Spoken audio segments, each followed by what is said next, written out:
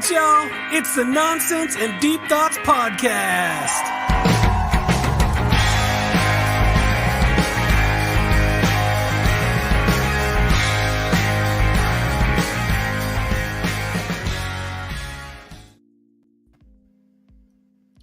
Look at that. Jared coming in with a new, fresh look for the very start of the show. What's up, guys? I'm Corey. I'm Corey. This is me. That's Justin over there. And joining us tonight is our buddy Chris Markis. How are you? Him and his wife Kayla, they own and operate a tattoo parlor in downtown Honesdale, PA called Vivid Ink. If you guys are in the market for some new ink, make sure you check them out on Facebook, hit them up in their shop, and get some nice work done. Nice, thank you. Yes, absolutely. Got to get the plug in early. Yep. You know. But hey, thank you for coming on with us. Yeah, absolutely, man. Glad to be here. Yeah, I'm excited because you seem like you have a lot of great topic ideas, man. Yeah. Like a lot of intriguing shit to talk about. Yep. And like we were talking about backstage beforehand, I feel like I'm going to learn a lot tonight. Yeah, absolutely. I feel like I'm not going to have to talk a lot tonight. I like it. It's perfect. I'll do all the talking. You just tell me what you want to talk about and when you want to talk about it. So perfect. We'll just roll right in. But yo, Jack Ryan, what's going on, my dude? It's good to see you. Can you get a discount if you fly from Australia to get the tattoo? I don't know. That's something you have to work out with them.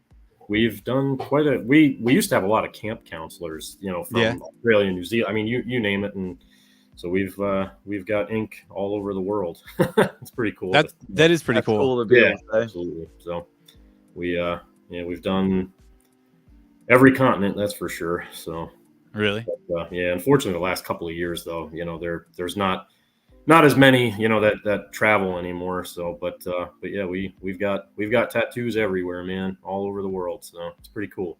Yeah, that's the one neat thing about this area, and the one positive thing about it being a huge area for camps. Yep. It's a huge camp area. We've got a lot of camps in our area, and they get a lot of counselors from overseas. So you get to experience some other cultures during the summer. It's a positive thing.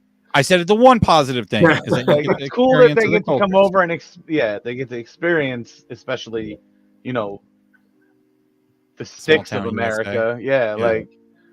It's pretty. It sucks for the area. The cool. I don't know. I had a lot of really cool conversations. You know what I mean? And obviously, like, I learned things about other countries and the way that they live and view things.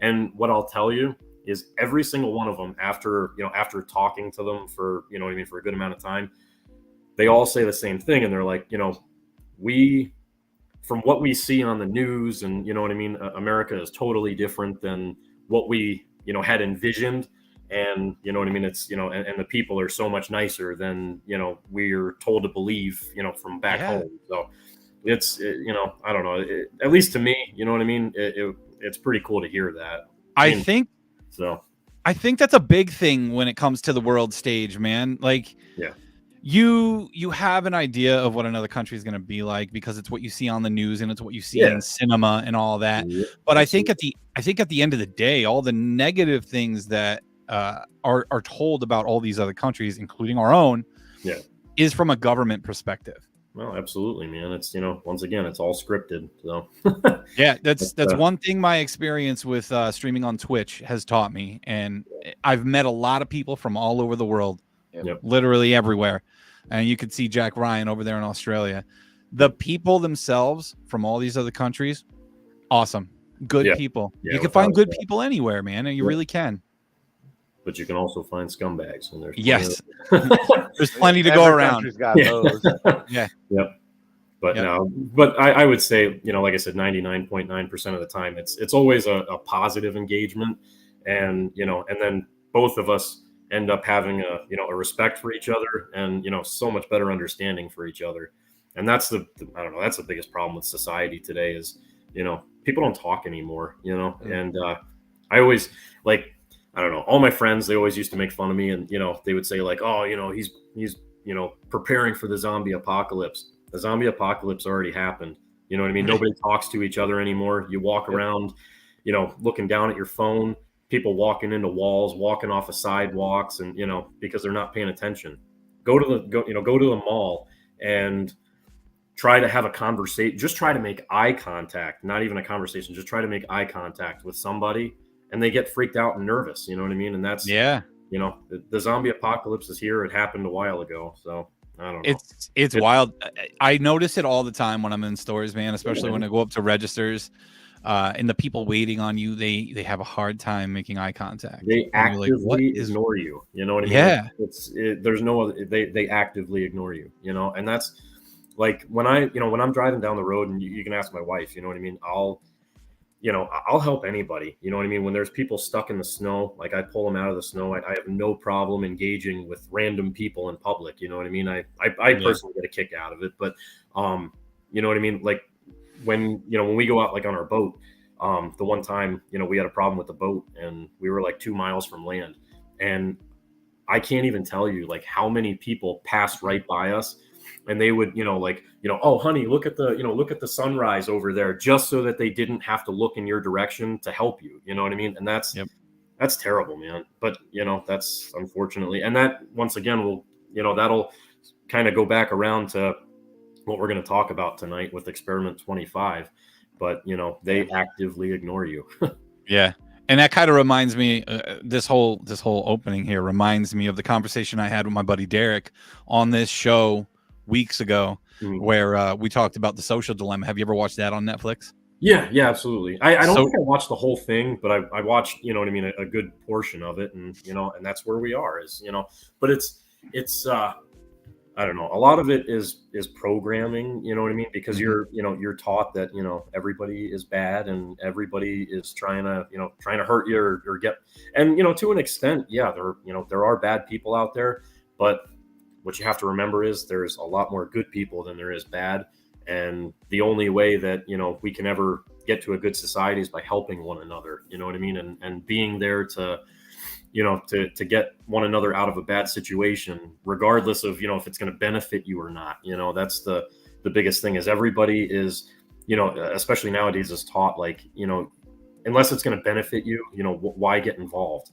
And that's just no way to live, because there's always going to be a day when, when you need something and nobody's going to be there to help you, and it's just it's a recipe for disaster. So, and it's sad that we've gotten away from that, because that's what this country was built on. Oh yeah, absolutely. And like you had to depend on your neighbors to help you with something you couldn't do, but you'd help them with something they didn't know how to do or weren't as good at. The barter system, and they do. And I don't know, I personally think that very soon here, we're going to go back to that, we're going to have to, but. Do you know when it's going to come? You know when that barter system is going to come back around? When World War III starts.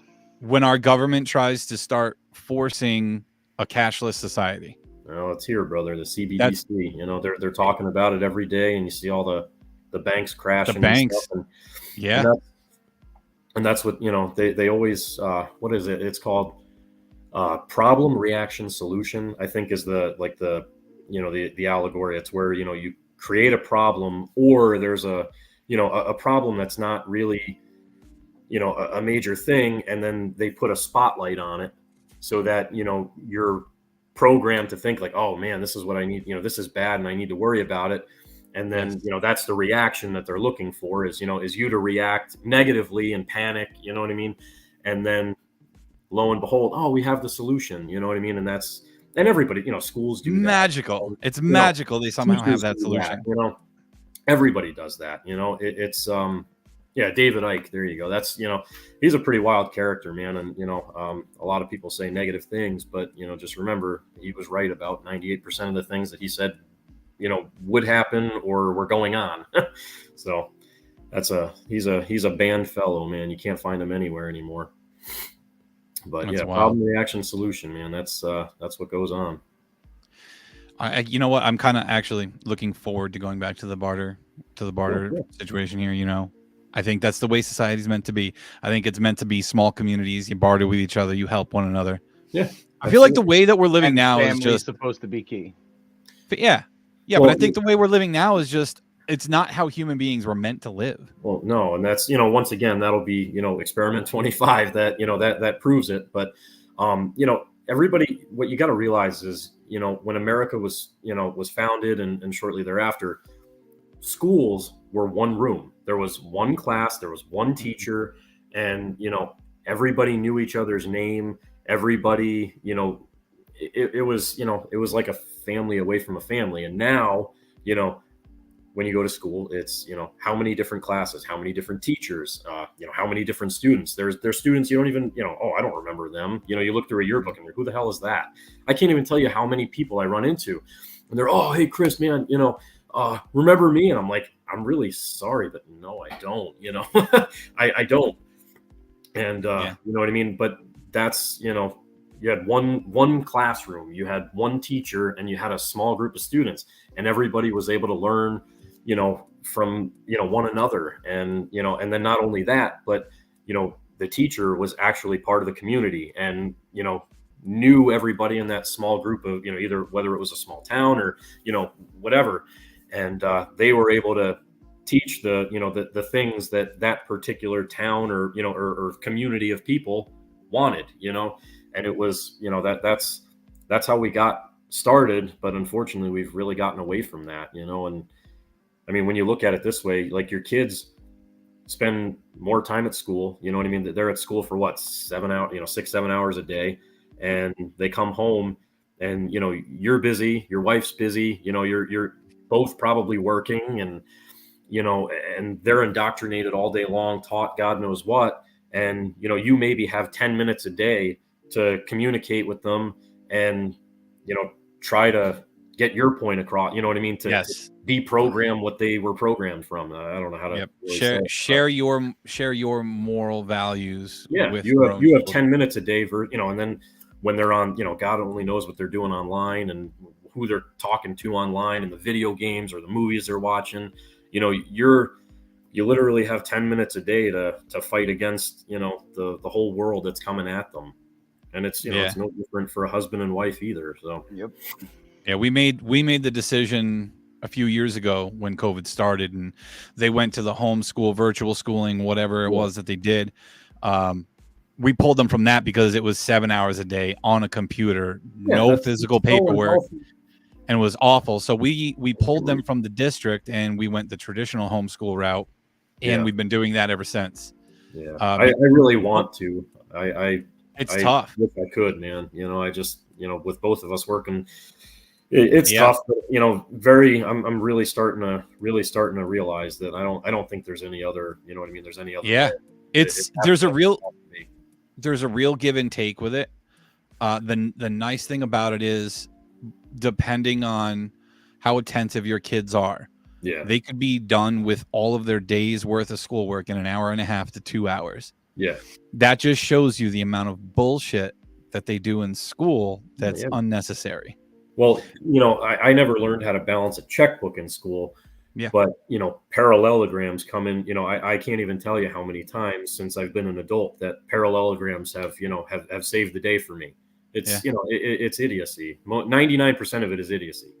And everything, I'm a firm believer that everything you're told, everything you're taught, to some extent, some more than others, is a lie. It really is. Or it's a gross, a misrepresentation. Exactly, misrepresentation of what really happened. Got you. Yeah. Well, and then the nice thing too is we get to add, like, we have to follow a basic curriculum as far as reading, writing, arithmetic, that kind of shit. But we can add whatever we want into it. So my wife tries to teach a lot of gardening and life skills and cooking and how to maintain a house, doing chores and helping with the homesteading and the chickens and everything else. Being a productive member of society, Yes. And you can count that towards the schooling. Yeah, so no, absolutely. It's tough, but they're done quick. Well, but once again, these were things that, you used to be taught in school, like luckily, like when I was in school, they still have it at Wallenpaw Peck, the, power mechanics program, stuff like that. And I learned, I learned a super valuable life skill, and, I still use it today. That's what I do for a living. I fix machines, and, but you know what I mean? It's one of those things that, like, I had to I wasn't told about it. You know what I mean? I had to like kind of search that out myself and, and find it. And that's the biggest problem is, you know what I mean? You can, you get sucked into some of these schools and, you're paying $150,000 a year for, to learn how to underwater basket weave in the Antarctic. And, and you're going to make, $30,000 a year doing it, if you can even find, if there's even a market for that. And honestly, and then you're the idiot because you don't have a degree. You know what I mean? It's dude, I was just talking to someone last night at the bar when we went out for St. Patty's Day about how college is just one big scam. And I tell my kids too all the time. I know they're young. I know they're 12 and they're 8. My daughter will be 9 next month. But I tell them all the time, I'm like, I'm not going to force you to go to college. No, I would actually that too. I prefer you not to. Yeah, I would actually prefer that they figure out what they want to do and try. Maybe I'll push my son towards a VOTEC school. Yeah, absolutely. Get him into a vocational program. Those are all things that you don't even need to go to a vocational program. You can get a job as an apprentice. You know what I mean? Yeah. There are, especially nowadays, man, like you can't find competent workers. And, what a lot of like, even like where I work, we're hiring like retired, boomers to work part-time because, the kids that we hire don't show up to work. If they show up to work, they're useless, and, so, we look for, they'll hire apprentices, you know what I mean? Yeah, you don't get paid, but you're not paying to, to learn a useless trade, or trade. And, that's where you get your experience. You know what I mean? Yeah. Get your foot in the door as a grunt. Exactly. And you work hands-on. Humans, humans are meant to, to interact with each other, but also interact with the world around them. Put your hands in the dirt. It's just, things like you can't learn in a textbook, you have to just do it. And, listen, you know what I mean? It might not work the first time, but, practice makes better. And if you have somebody that's willing to teach you and, and maybe even pay you a little bit to learn, I mean, there's no better way. That's, you know what I mean? It's crazy to spend, even a vocational school is probably $50,000 a year. And, when you leave, you're still at no better of a level than an apprentice. And, so you might as well, in my opinion, and I'm not a, doctor or a scientist, but, Bill, and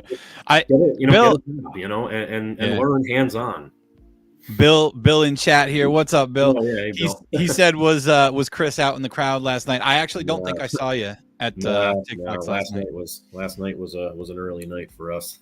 Yeah, dude, I tell you what, man, I found out I don't hang like I used to. Not drinking wise, but like I got tired quick. Oh yeah, I left at almost midnight and I was shot. Yep, I was shot fast. Yeah, but anyway, that last conversation there, I think, is a great lead into the Universe 25 studies. Yep. Yeah, let me know when you want to start talking about that. Wait, we got it right now. I think that's a nice lead in. What you guys do? You guys remember when Mike Rowe was talking to the guy from Dirty Jobs? Yeah. Great guy. Advocate about learning a trade. He went to college, but he was more leaning towards, like, there was a quote that he said the diploma is a tool and it can be a very valuable tool, and it's certainly a very expensive tool, but it's not more critical tool than a diesel truck that a contractor relies upon to build your house. Yeah, absolutely. So, it goes into people are paying way too much money to go to college for a degree that they're not going to use. And Micro is always advocating for people to learn a trade.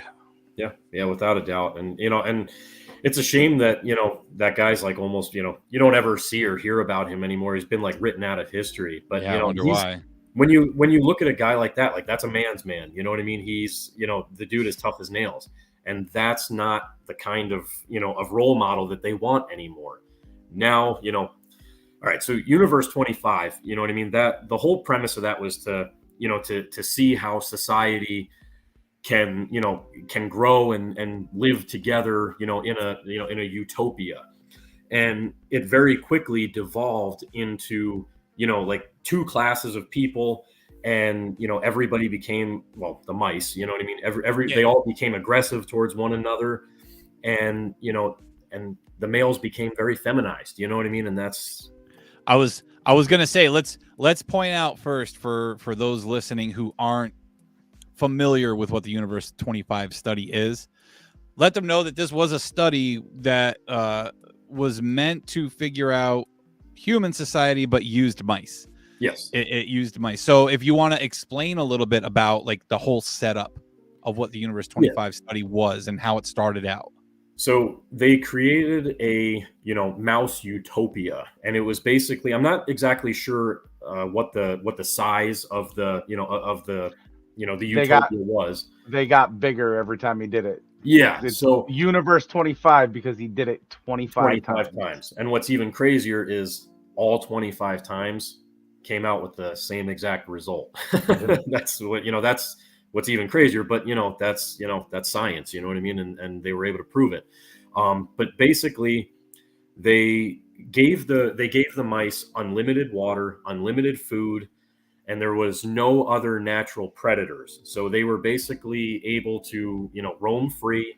They had nothing to worry about, they didn't have to hunt. They didn't have to, scavenge and search for food. They literally had the perfect life. And what ended up happening is the females became like hyper aggressive against the males and no longer wanted to reproduce. And the males, because there was no other natural predators and they didn't have to compete with each other, for food and, for, basically status, they basically gave up all their instinct for protection of the kid, of their children. And they stopped taking care of their children, and the females no longer wanted any part of the, of their offspring. And, society completely collapsed. And they, I think it was 315 days it took for, it's about that. for the entire population to collapse and, to basically just devolve into extinction. And, they, like I said, they tried this 25 times. Each time the size of the, of the experiment got bigger. But unfortunately, each time it resulted in, total and utter collapse of, of society as well as population. And, when you look at the world around us today, you know what I mean? The worst part of it is, what ended up happening was the males became, I think he referred to them as beautiful males, they were worried about all day long was grooming themselves, how they looked, and they had no interest in, even approaching the females. And the females became, like I said, hyper aggressive towards them. So they ended up, living on separate ends of, of the world, their world. But, they ended up living on separate ends of the world and didn't go near each other because, the females were hostile towards the males. The males just didn't care. And, there was a lot of worse stuff that took place, that's going on today. Like, the grown males started, going after the children and stuff like that, and it's absolutely terrifying. Yeah, even the females killed their own cubs. They killed, exactly. And the males would court or mate with anything close to them. They didn't, and it wasn't to reproduce. It's just because they wanted to. It was just casual, and that's like, look at Tinder and stuff like that. You know what I mean? That's where we're at now, brother. Yeah, it was wild. Yeah, and Jared's got us a nice little excerpt over here too. It said, eventually Universe 25 took another disturbing turn. Mice born into the chaos couldn't form normal social bonds or engage in complex social behaviors, such as courtship, mating, pup rearing, interacting with the peers, all of that. And that's ended up becoming loners. You can't even go to the mall now and have, just basic eye contact. If you try to start a conversation, people look at you like you're nuts. You know what I mean? Like, what the hell's wrong with this guy?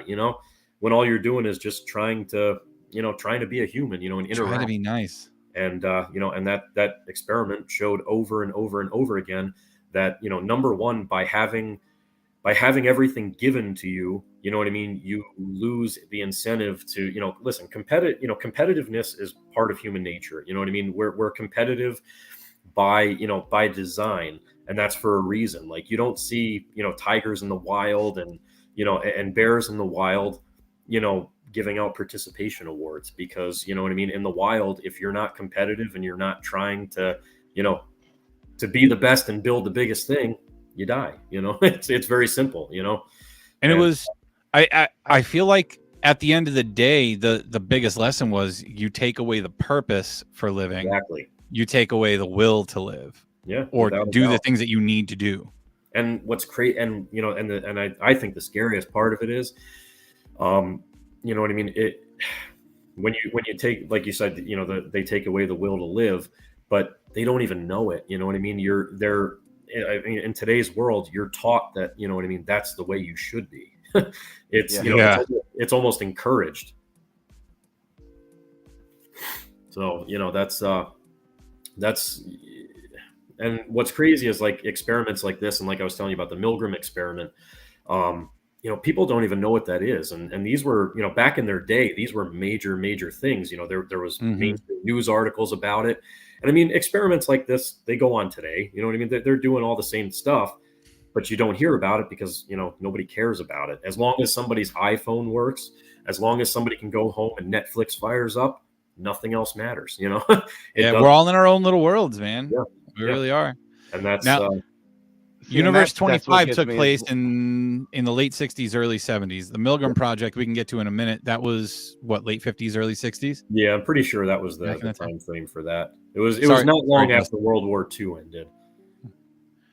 And I think that, if I'm not mistaken, the main, the main purpose of that was because everybody was like, what happened during World War II, in Nazi Germany, they were, how could that happen? How could people just go along with it?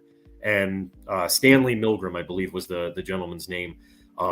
He wanted to conduct an experiment to see, how people were, how people stayed silent and were able to do it, and but you let me know when you want to move on to that. Justin, what were you about to get at before when I so rudely interrupted you for the first time ever? First time ever, my ass. Anyway, no, like he was saying, as long as the iPhone works, people are happy.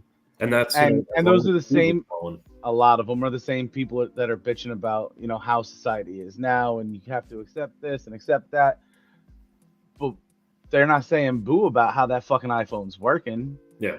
And the way the fucking lithium is mined for that battery to keep it fucking running. They don't give a shit about that. Same thing with the Tesla. It's no more than a security blanket. You know what I mean? When you're a kid and you have a blanket and you're scared, so you put the blanket on and you feel better. You have people that are, oh, I have to get an electric car because my pickup truck is ruining the earth. But you don't realize that, number one, lithium ion batteries are extremely dangerous. They are probably one of the most dangerous things that you could ever have near your home.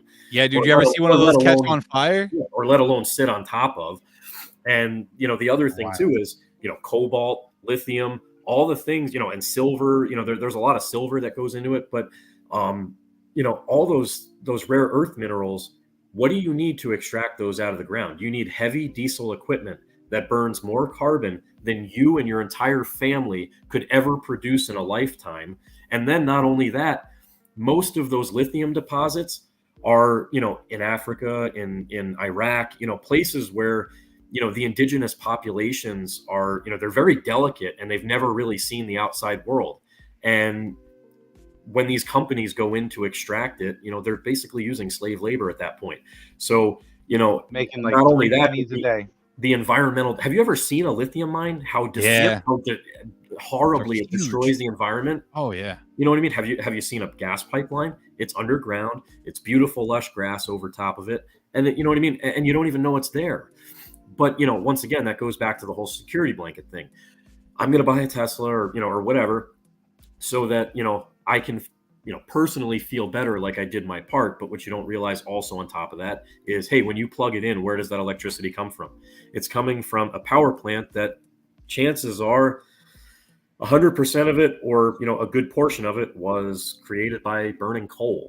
Which is so. Did you watch the Super Bowl this year, Chris? I do not watch any of that stuff. Man. Oh, okay. Well, I watched the Super Bowl this year, and I gotta tell you, about 75% of the commercials. Oh, it was electric vehicles. I saw all electric vehicles, man. Every fucking ad. I can't tell you how many commercials I saw. Toyota. Because it's better for the planet.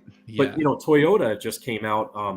I forget the CEO's. I think his name is Akio Toyoda, actually, if I'm not mistaken, because he's an heir to the original family that started Toyota. But he said, listen, electric cars do not work. They will not work. And, unfortunately, I don't think they ever will work. He said hybrids, on the other hand, which I'm a firm, dude, I would drive a Prius all day long. They're great vehicles, but that's where technology needs to go, is hybrids.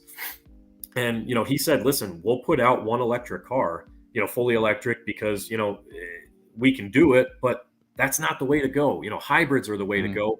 And, nothing can replace the internal combustion engine and work as well.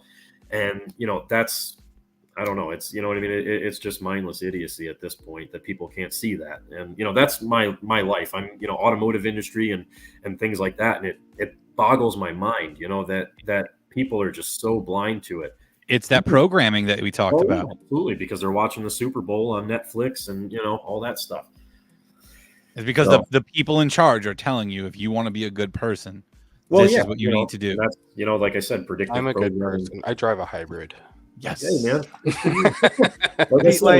The Prius is a great vehicle. I would gladly drive one every day. Years ago, I used to, make fun of them and stuff like that. But you know what I mean? It's the way to go. And, fully electric car. Listen, you can go to the gas station. How long does it take you to fill up your tank of gas, no matter how big it is? It takes you, 3 minutes.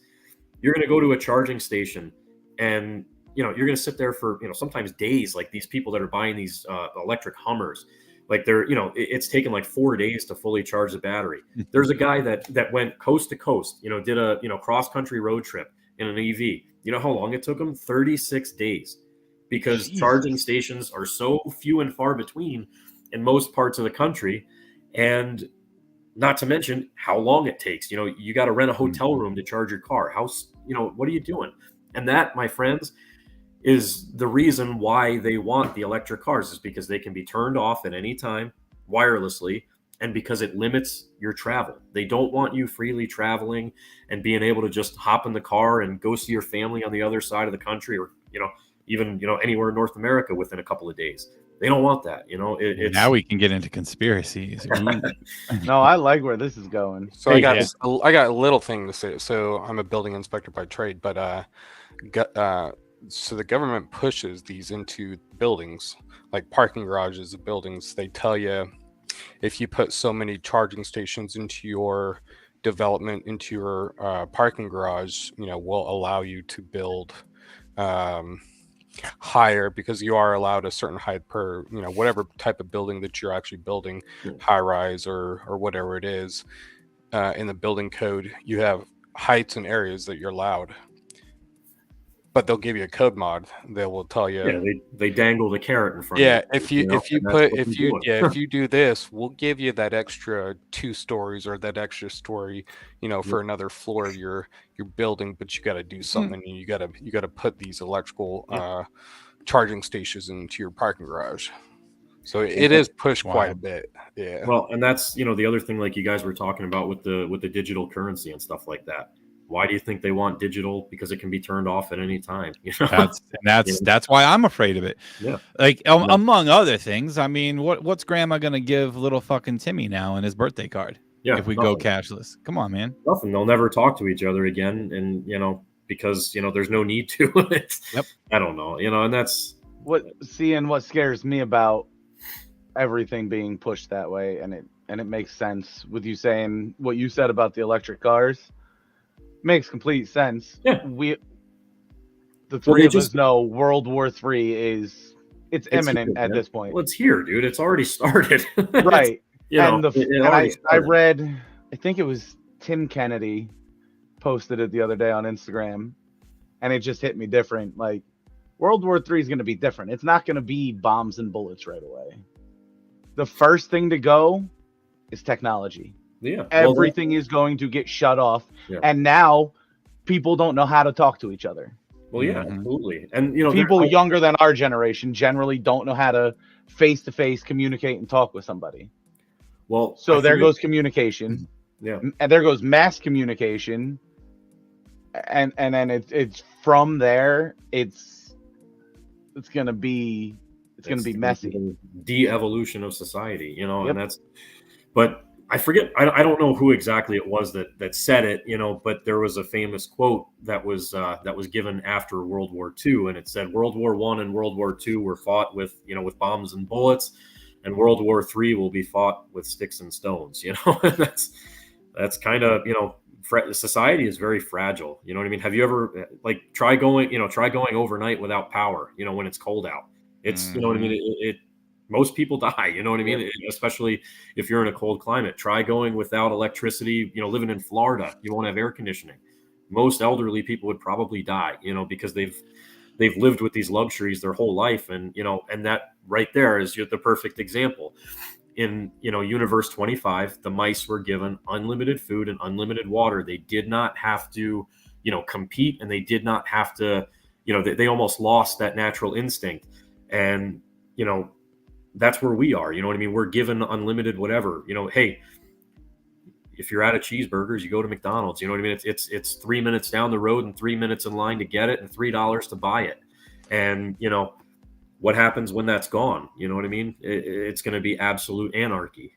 But once again, I think that's that's what they want. And that's where they're taking us. And you just have to wake up to it and, and try to be a good person. That, like I was saying, I'll stop and help anybody change a tire. I'll stop and help anybody, fix their car or hang a picture. I don't care. You know what I mean? It's helping people out.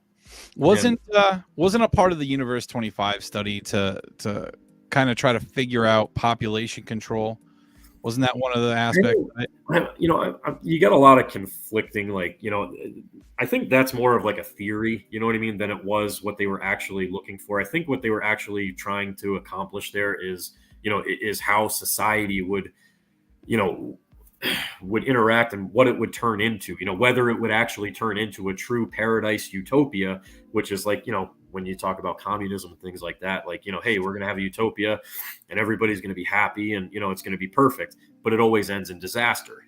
There's no a communist experiment in any part of the world that's ever been a success story. I don't care.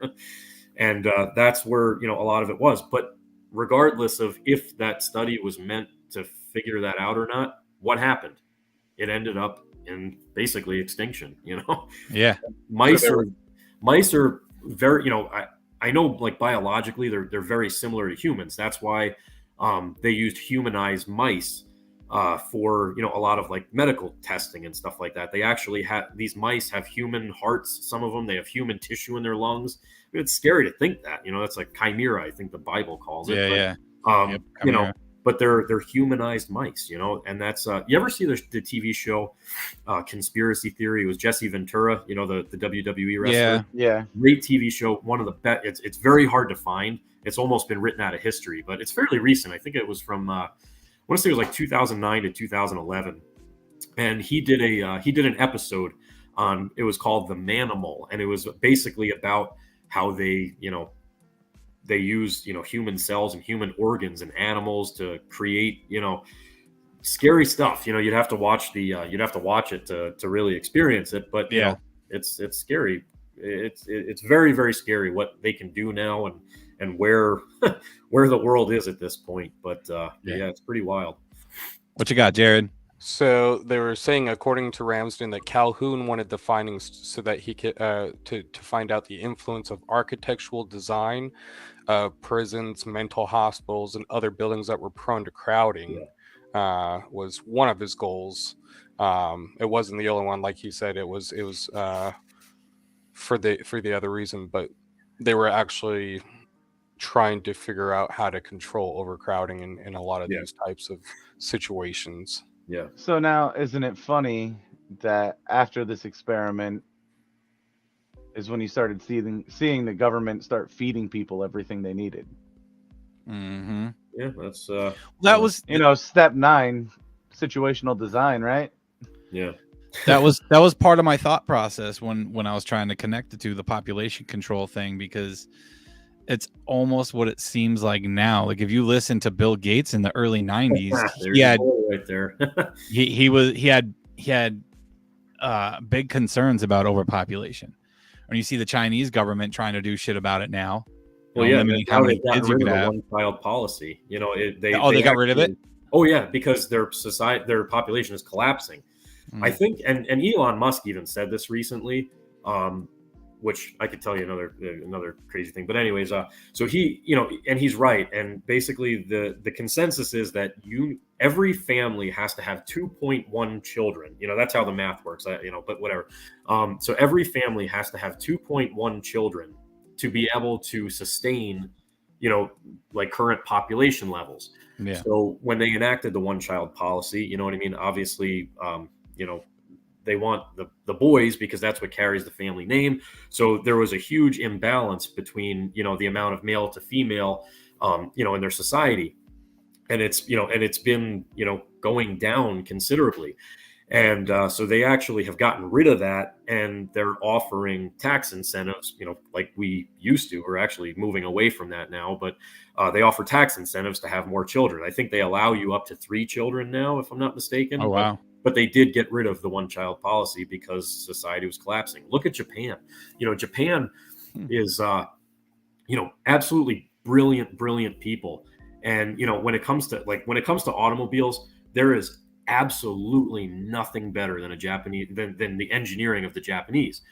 But, they have been, they're a very controlled society, and they're very, I don't really know what the proper term is, but they're very orderly, and they're finding now that, basically Japan, they say I forget what the number was, but they're saying that, they will, their society is going to collapse because the, young boys have no interest in, talking to women, and the women have, basically no interest in talking to the men because, it's just a huge imbalance in society, and they're collapsing because they're not having enough children.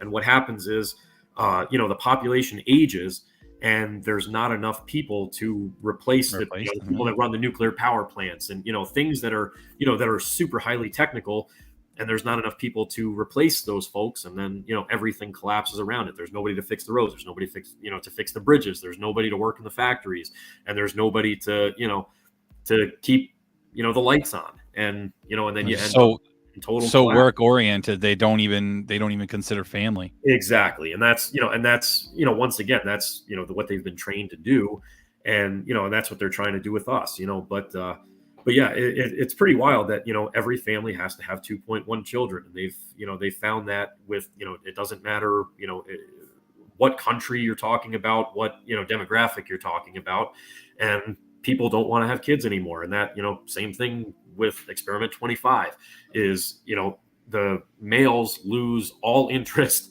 in reproducing, the females lose all interest in taking care of the young, and look at with abortion and stuff like that. But I was gonna say, I see a lot of mirrors with our society today. Yeah, absolutely, man. You're living a lot of it in our society is selfishness too. They don't want to have absolutely. It's cutting into me time. I could be out doing this, and I could be out doing that. And that's the narcissism of the beautiful mice. Yep. Yeah.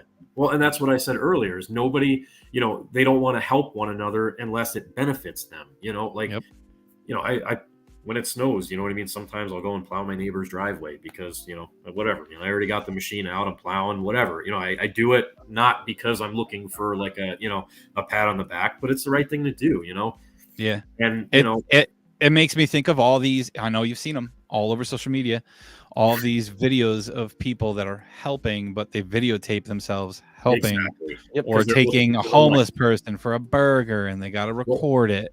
Well, you see, there was a trend that was going on where people were leaving like $1,000 tips for waitresses. Like they order they'll order a coffee for like $3 and then they leave $1,000 tip.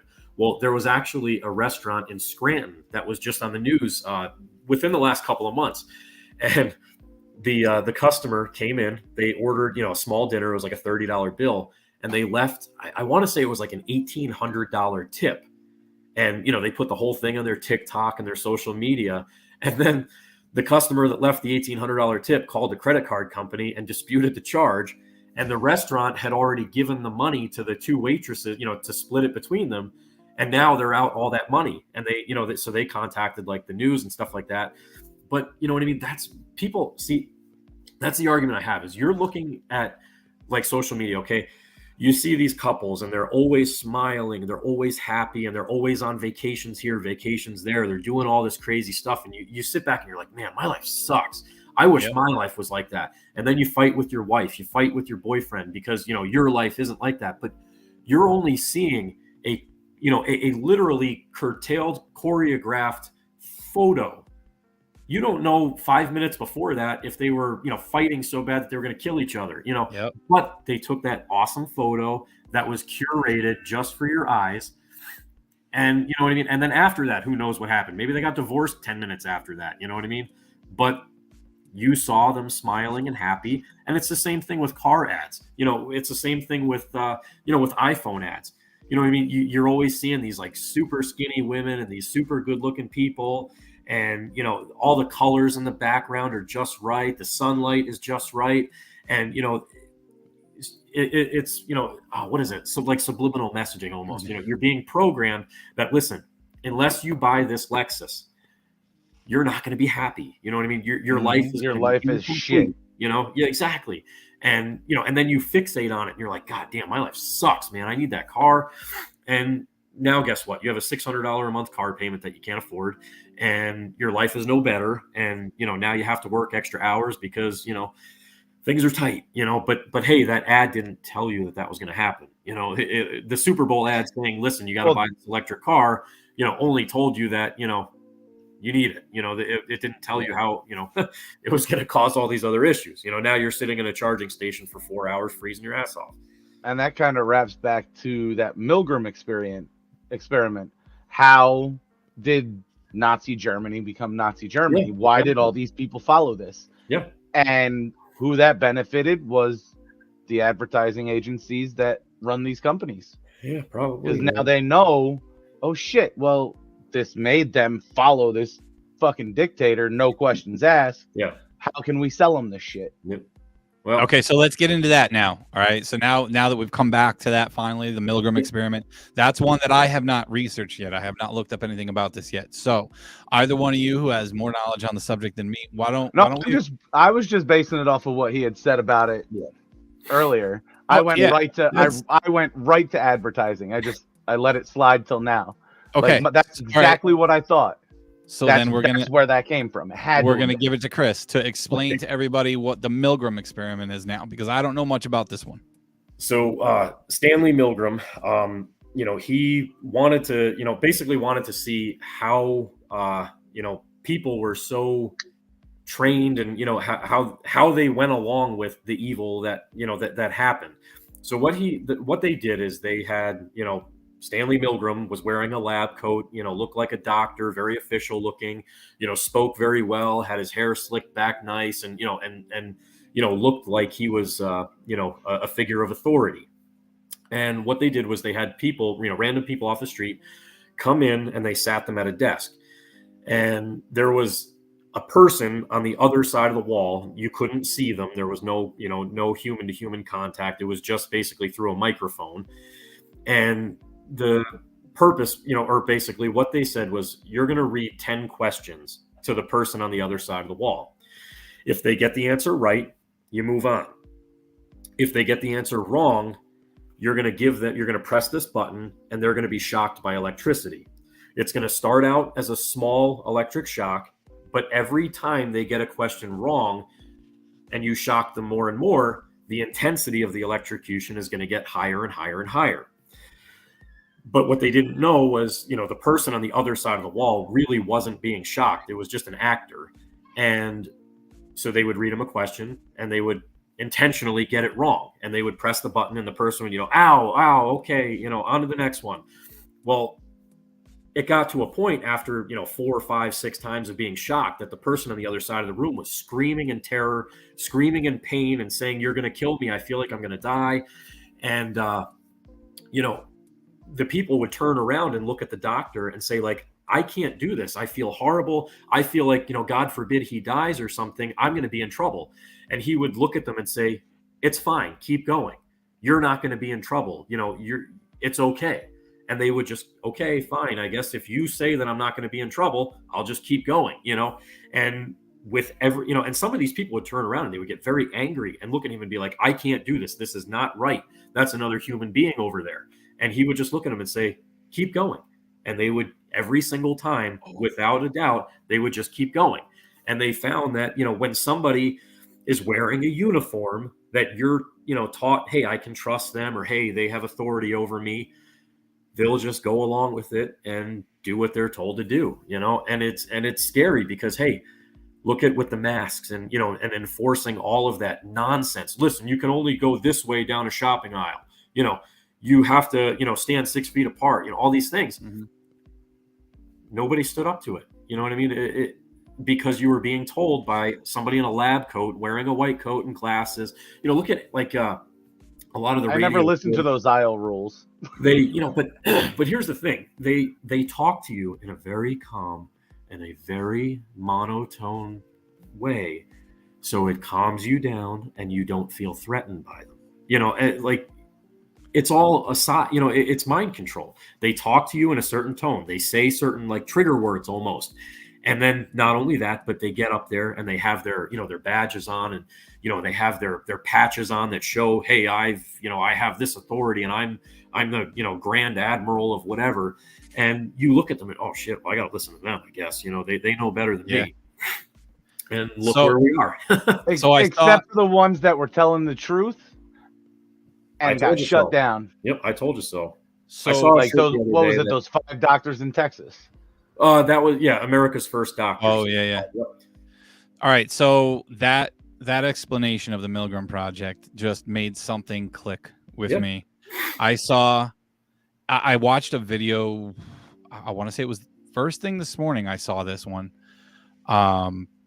This girl shared a video on TikTok, and she's like, I don't know why, but everyone keeps telling me I need to share this story. So she shared a story from when she was in middle school. I want to say it was about 7th grade or so. She had a teacher, biology teacher. She said this guy was the friendliest teacher she's ever had. Always very kind, very polite, courteous, good to the students, a very caring guy. She said the one day we came into class and all of the desks were in a circle. And in the middle of that circle of desks was one solitary desk. So we were all very confused because when we came in, he was very militant, like very strict, very stern, very loud. Told them, all right, everybody needs to take a seat. No one's allowed to speak. Nobody's allowed to move. Don't do anything. And he brings out a bowl with a fish. And he takes this fish out of the bowl and he sets it on the table. And he walks out of the room. Fish is out of the bowl, on the table. Circle of kids around him, and they sat there and they looked at each other and they looked at the fish and they started to kind of panic, but everyone was afraid to do anything because the guy who was in charge of them told them because he had the authority. Yes, he had the authority, but this was the part that made it. He said, if anybody does any of these things, you will fail my class immediately. So that's the stipulation he put on it. After about 2.5 minutes, she said the one girl stood up and said, fuck this, and put the fish back in the bowl. When she did that, he came back in the room and he looked at them all. He looked at them all and said, it's a shame what society has done to all of you. This is what it's done to all of you. Well, that's nobody questioned anything. Well, and how old was she now? I don't know. She was in her 20s. Well, that's like there's a lot of videos that that you see of like police officers. They'll be they'll have somebody pulled over, or they'll be doing something, and they'll get like hit by a car, and they're laying in the street bleeding out, and nobody helps them, but everybody takes out their phone to videotape it, and that's what I mean. I don't know. It's scary, and I personally, what I mean. I don't like to be a pessimist, but I think we're a little too far, in the game to really change a whole lot, other than, you just have to, you got to be a good neighbor to people, and you gotta help people, whether it comes back to you or not, you know what I mean? It's a shame, and it's difficult because not every law is based upon good morals. No, absolutely. And then aside from that, whose morals are correct. Like we can all agree that most things you would consider to be good moralistically, we can agree upon most things. Yeah. I'm getting myself confused here, but everyone has a different set of moral code. Like it's different for everybody. What one person thinks is good, another person might think is bad. So you get into a really sketchy area there. Yeah. But you've got all these people at the top of the food chain in government or in law enforcement. And well, I can't really say law enforcement because they're just enforcing the laws that are on the books. But again, there comes a point in time where you kind of have to throw that aside and be like, is following the law in this moment the right thing to do? Well, what did all the Nazis, when they finally like arrested all of them and had the Nuremberg trial, what did they all say? I was just following orders. Yep. That's all they said. Well, I was just following orders. Well, guess what? They still got tried, and they, most of them were handled, and a lot of them were brought over here, like Operation Paperclip. That's for another show. But it's, you know what I mean? And that's, I was just following orders. And you see that in today's world, with, all the stuff like, people being body slammed to the ground because they didn't want to wear a mask in Walmart, Oh, fucking and it's like, at what point, like, where does it end? Like when I had to close my business, and, we struggled.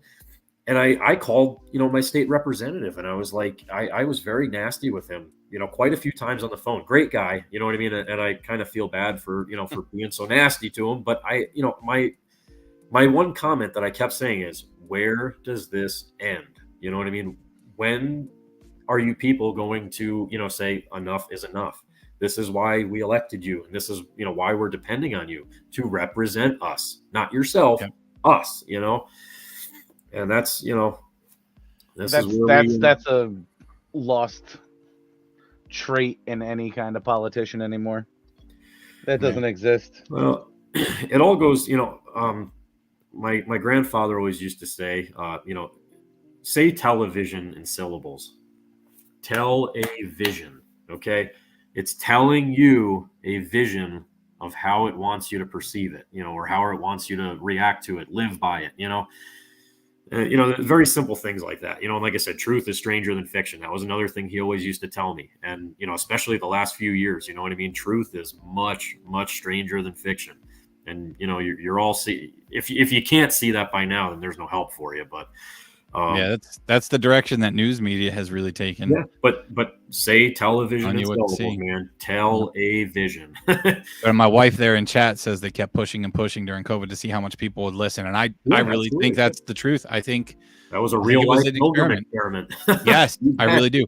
And to touch on your comment about the Nazis in trial saying they were just following orders, that makes me think about what's going on in our country these past few years. There's been so much civil unrest, and there were rumors and talks about, oh my God, what if a civil war breaks out?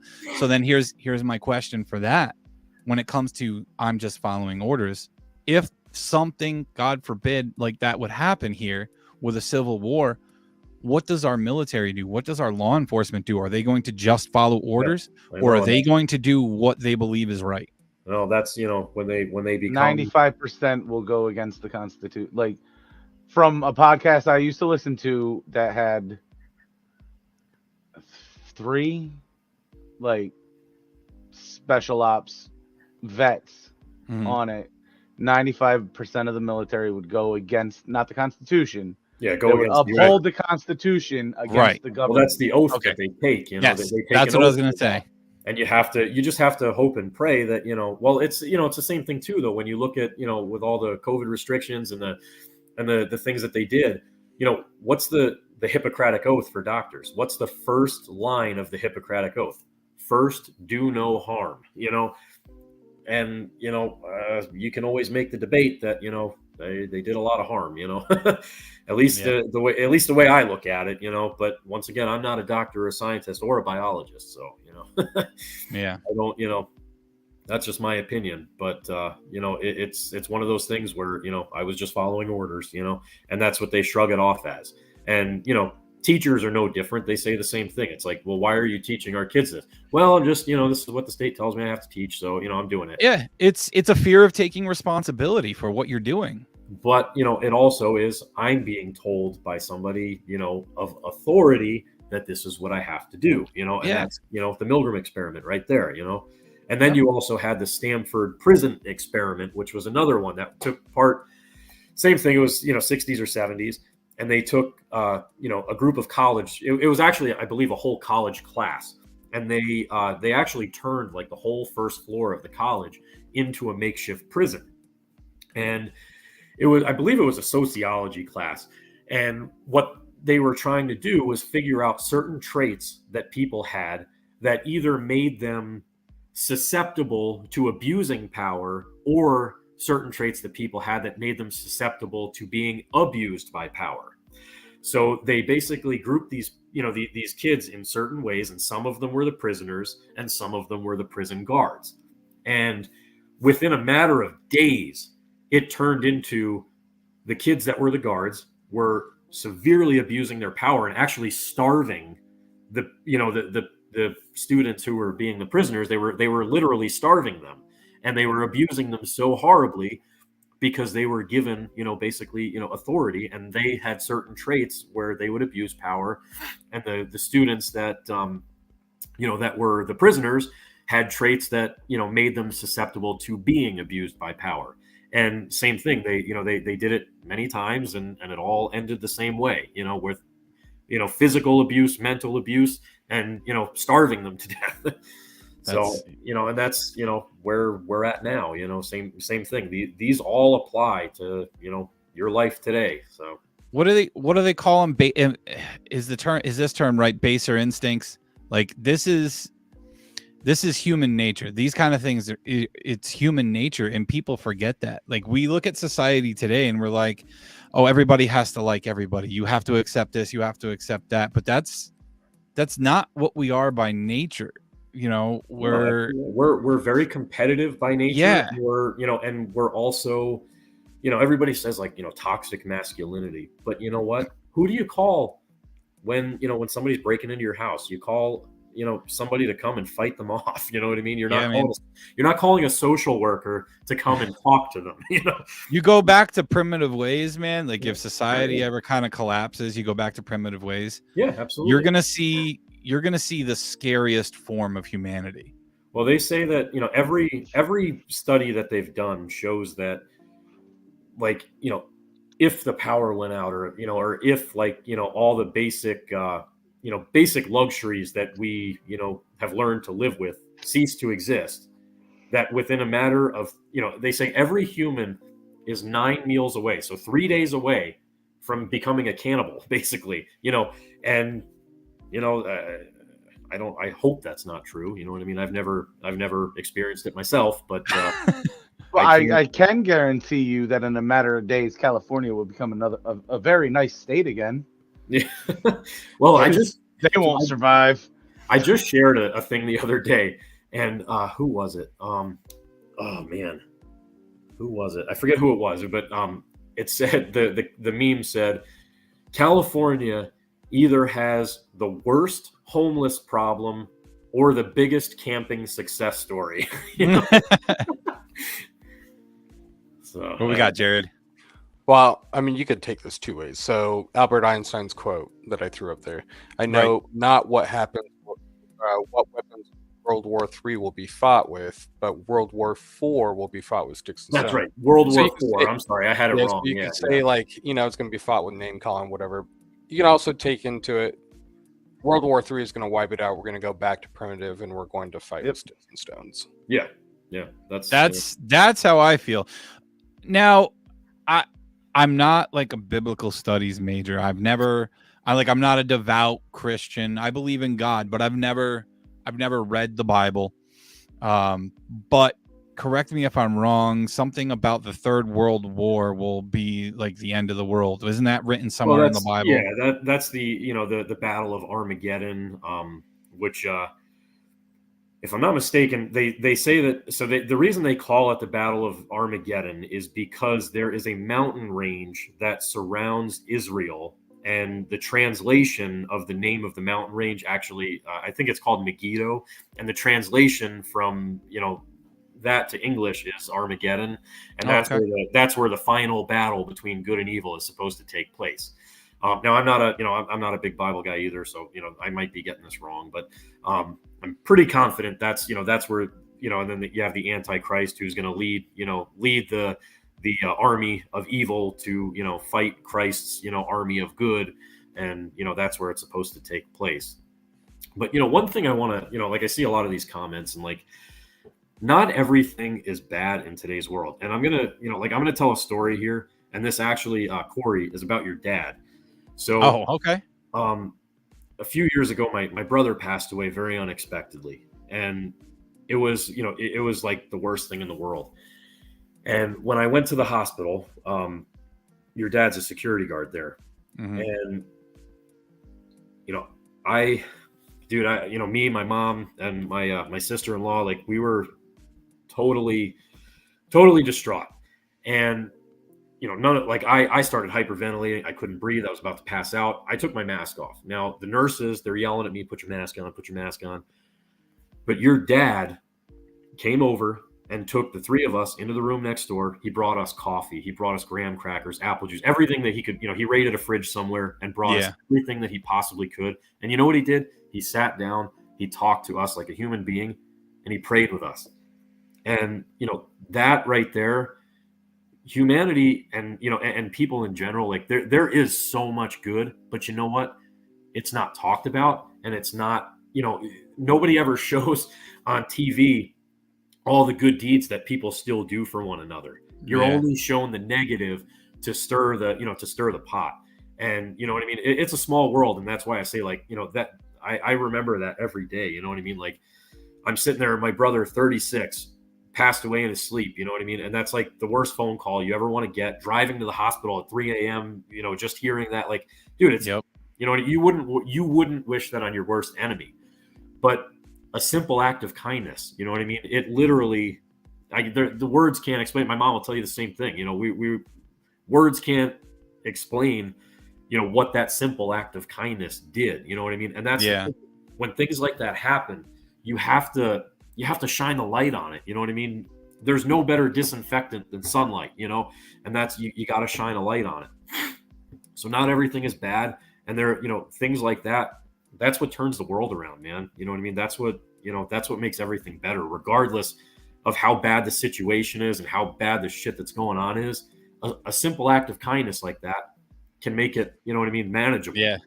So I just wanted to throw that in there. Yeah. And thank you for that. I like hearing good stories about my dad. And I got to tell you, I've gotten kind of used to that over the years. Crying. I've gotten kind of used to that over the years, and it's always good to hear stuff like that about family, man. So I enjoy that. Thank you. Yeah, no, absolutely.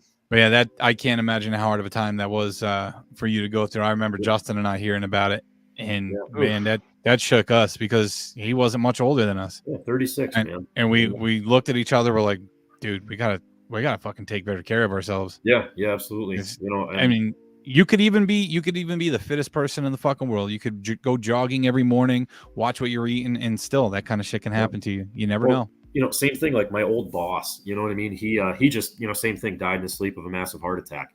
The dude was very wealthy.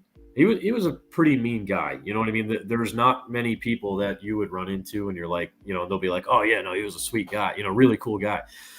And, and it just makes you think, like, all that money and all that, like, authority over people, it's all over in an instant. You know what I mean? It's literally at the snap of a finger. None of that shit matters anymore, because guess what? You're gone, and that's the way you really have to start looking at life, like, from that kind of a perspective, where it's like, maybe I shouldn't be such an asshole to people. Maybe I shouldn't be, so hard on myself, Yep. I know. The blink of an eye, it's all gone. You're done. I know when your brother passed, it made me reflect, like, a lot. Yep. That one, that's probably the one that hit me the hardest. Yeah. Like, because it was somebody we knew for a while. Yeah. And Yeah, he was a year older than us. I was like, oh shit. Yep. But and then I also, when Corey brings up guests for the show, I'm like, fuck, that he would have been awesome. Yeah, definitely. Yeah, he was a character, man. And what's wild is like, a friend of mine, he moved to North Carolina, and he texted me and he goes, I work with a guy here that knows your brother, and it's like everywhere you go, no matter who you talk to, you know what I mean? I run into people that, that knew my brother, you know what I mean? And they're like, oh man, I remember Mike, he was awesome. And, and it's pretty cool. Like, but once again, that's another success story of, one person can make such an impact on, on how many people, and you just have to remember it's a small world, and, you screw over one person and you never, you could go anywhere and they might know somebody who, heard about you. And so you have to try to be a good person, and that can fix all of this, and that's the, I think too many people sweat the small stuff. Yeah, absolutely. You know what I mean? And that's like, I used to have especially when I used to bowl, man, I had a horrible temper. And, over the last few years, like, I've just gotten to the point where it's like, shit happens. Who cares? You know what I mean? Just, it is what it is. And you just have to, you got to move on, when you dwell on things, and it can ruin your life. It literally can be debilitating. And, so I just, that's simple acts of kindness. The moral of the story here is simple acts of kindness can really change someone's life. Yep. So. Yep. And it's crazy how the media really tries to portray different groups of people in different lights and really tries to pit everyone against one another. Well, yeah, absolutely. Because, divided, what is it?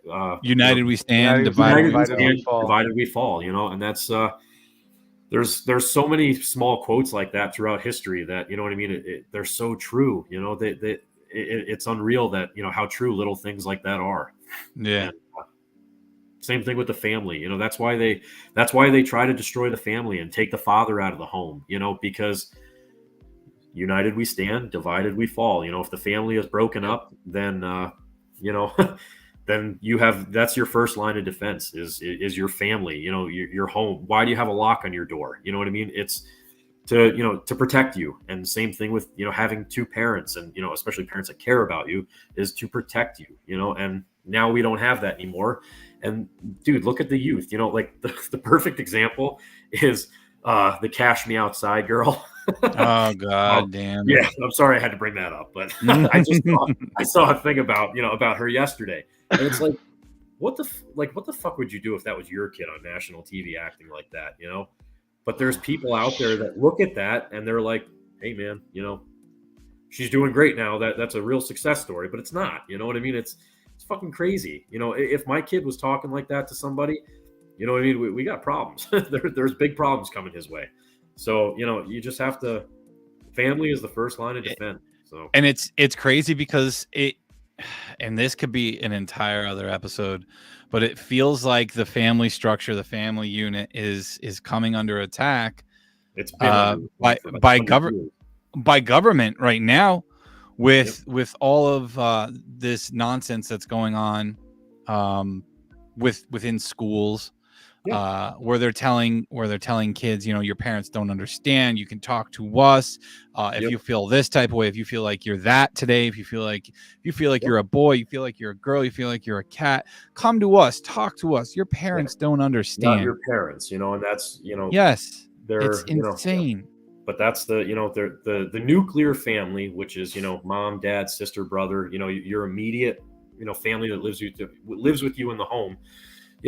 That, like I said, that's your first line of defense, but they're trying to do away with that. And, same thing with you're not allowed to raise your voice at your kids. You're not allowed to discipline your kids. Listen, when I was a kid, okay, I was not afraid of the police coming to my house when I did something wrong. Was not afraid of, of the teacher being mad at me when I did something wrong.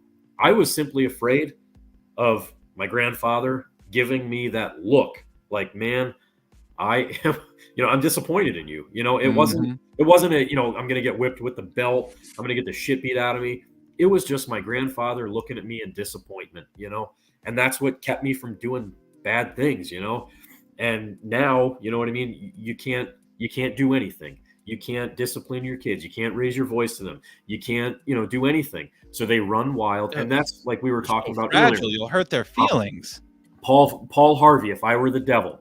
Okay, there's a part in that where he says, I am going to let the emotions of children run free.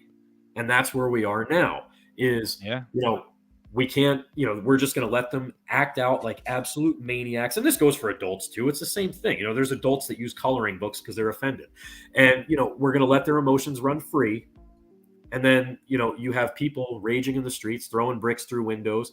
And it's, well, there's nothing we can do about it. It's their right, But you and me, if we do that, we're going to jail. It's a double standard. But that's, I highly suggest everybody listen to that. It's called If I Were the Devil by Paul Harvey.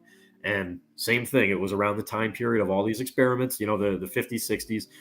And it's word for word where society is. And what's even crazier is there's a part in there where he talks about schools having metal detectors to get in. That was, you know what I mean? That these things didn't even exist back then. They weren't even a thought in anybody's mind. Yeah, maybe in government buildings and stuff, but in a school in the 50s and 60s, come on, but he says, this is where it's going to take us. If you have it right there and can play it, man, please do. 100%. You have to listen to this. If I were the devil, if I were the prince of darkness, I'd want to engulf the whole world in darkness, and I'd have a third of its real estate and 4/5 of its population, but I wouldn't be happy until I had seized the ripest apple on the tree. So I'd set about, however necessary, to take over the United States. I'd subvert the churches first. I'd begin with a campaign of whispers. With the wisdom of a serpent, I would whisper to you as I whispered to Eve, do as you please. To the young, I would whisper that the Bible is a myth. I would convince them that man created God instead of the other way around. I would confide that what's bad is good and what's good is square. And the old I would teach to pray after me, Our Father, which art in Washington. And then I'd get organized. I'd educate authors in how to make lurid literature exciting so that anything else would appear dull and uninteresting. I'd threaten TV with dirtier movies and vice versa. I'd peddle narcotics to whom I could. I'd sell alcohol to ladies and gentlemen of distinction. I'd tranquilize the rest with pills. If I were the devil, I'd soon have families at war with themselves, churches at war with themselves, and nations at war with themselves, until each in its turn was consumed. And with promises of higher ratings, I'd have mesmerizing media. There you go. If I were the devil, I would encourage schools to refine young intellects, but neglect to discipline emotions. Just let those run wild.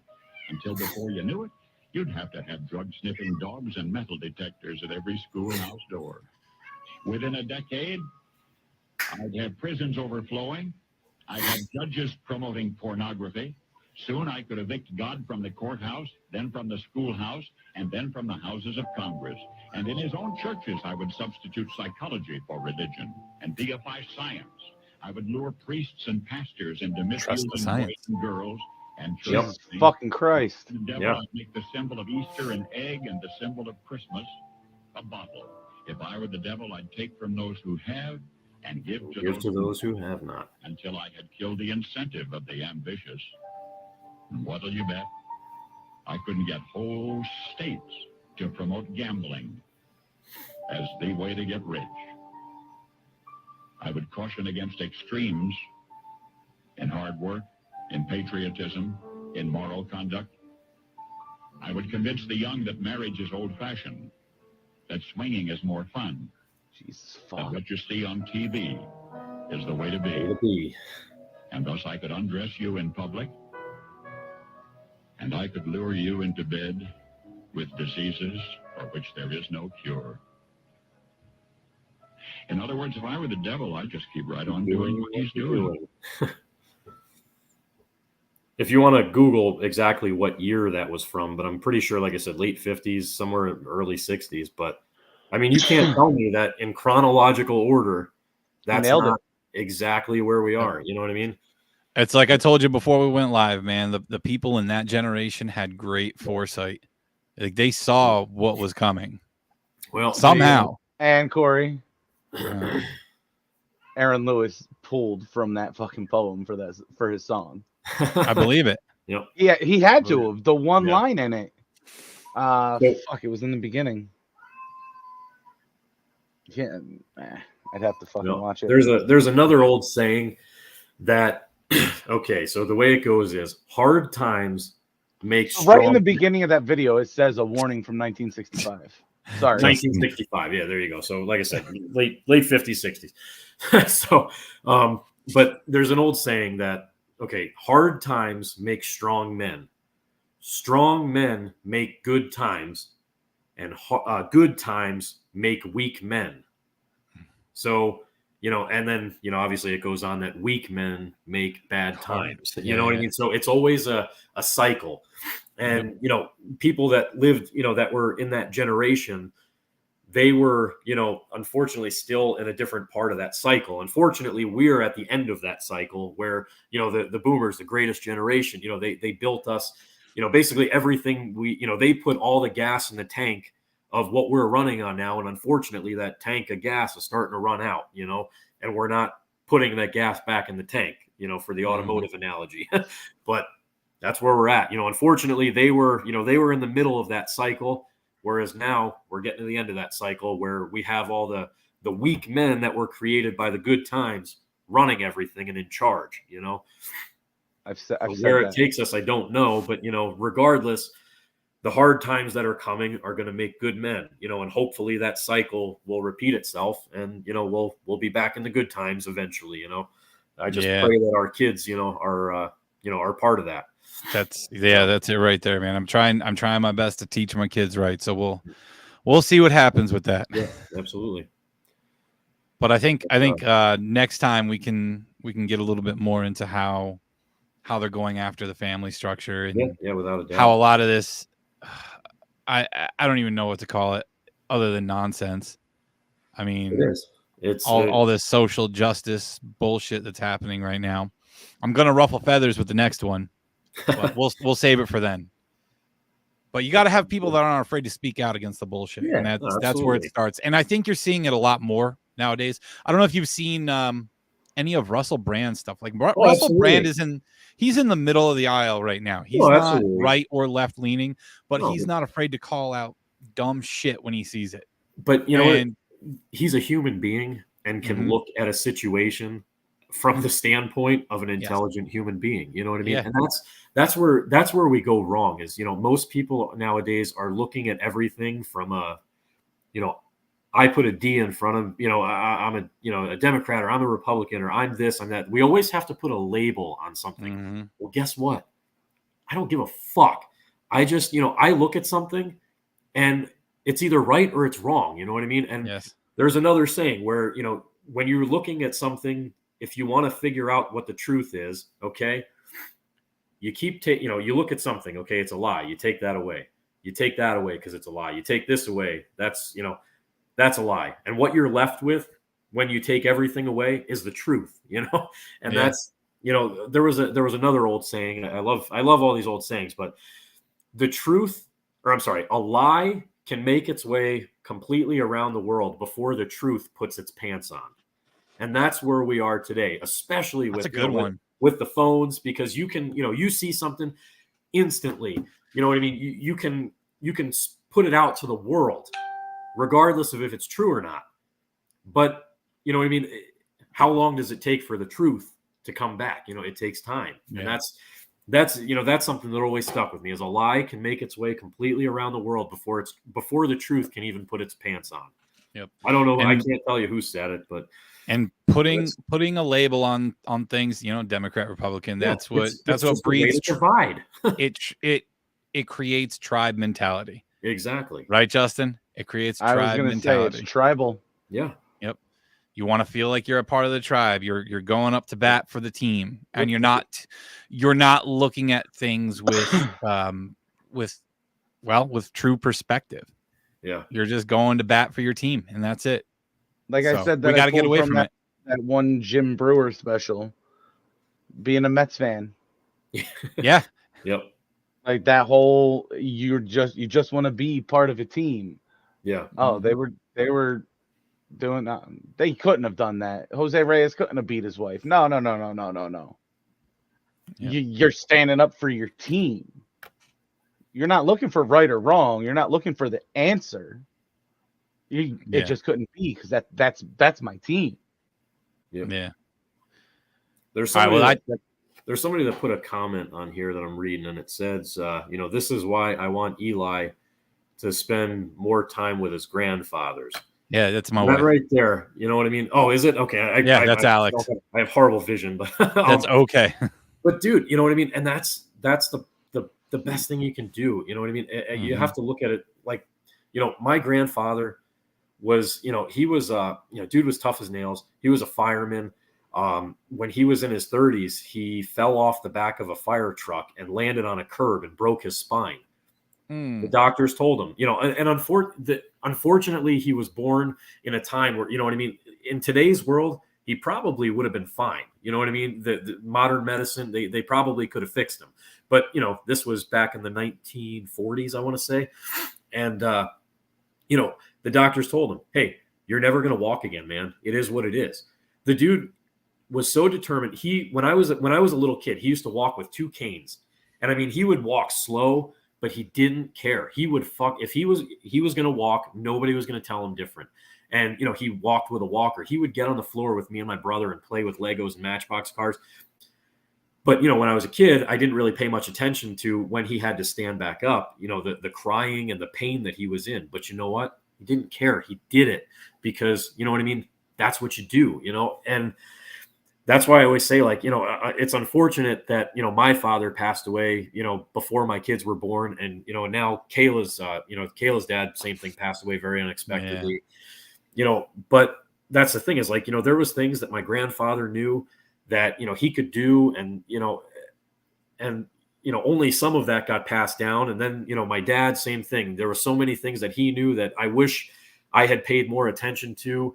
And, from his generation and experiences that he had that, some of them got passed down to me, but not all. And then there's things that I'm going to pass down to my kids. But every single time there's always, there's so much that gets lost. And, so that's why it's important to, spend time with, with older family members and people that, that have the wisdom, and have the, the life experience. And that's, like we were talking about earlier with, becoming an apprentice.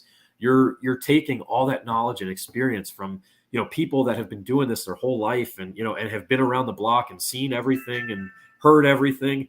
Learn from it. You know what I mean? Because if you don't know history, you're doomed to repeat it, and that's why they want to control history and not teach you proper history, is because then they can control the future. Because, you know what I mean? If you don't know proper history and the horrible things about it, you're doomed to repeat it, and they can literally walk you right into it.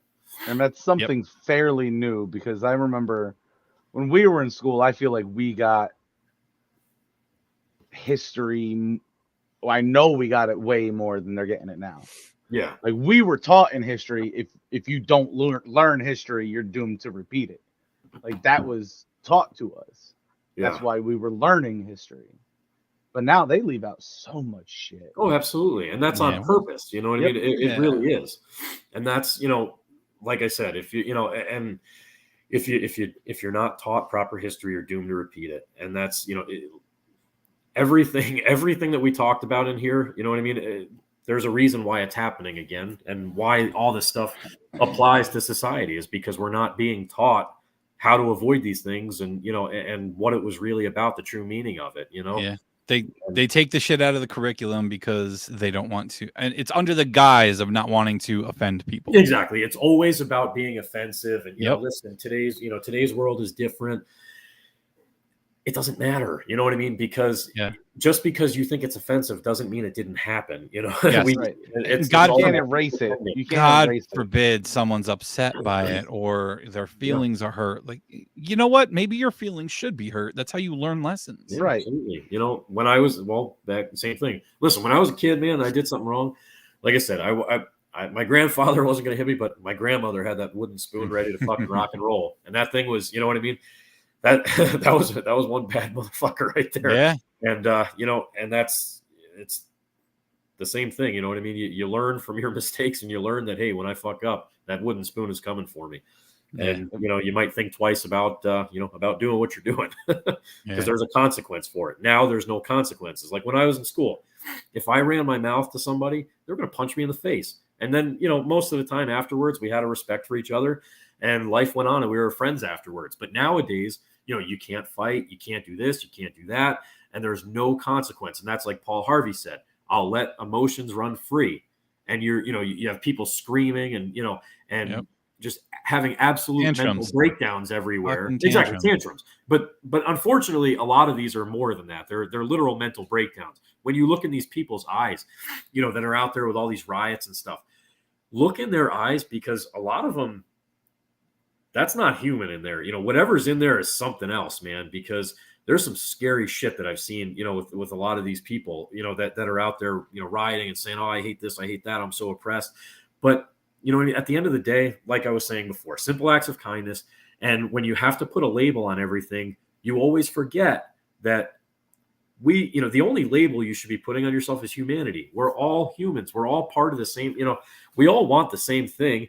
And Jesse Ventura, the guy I was talking about with, the WWE wrestler, yes, he wrote a book. And honestly, it was like one of the best books. It was called The Demo Crips and the Rabloodlicans, like the Crips and the Bloods. And the way that he explained it is both sides want the same outcome. It's just they have a different approach of how to get there. So when you look at these gangs, okay, the guys that are high up, you know what I mean? They talk to each other. They're civil with each other. Sometimes they even have dinner together. But they teach the minions, the street guys, that, hey, we got to hate each other because, they're wearing red or they're wearing blue. And when you see them in the streets, it's all out war and this and that.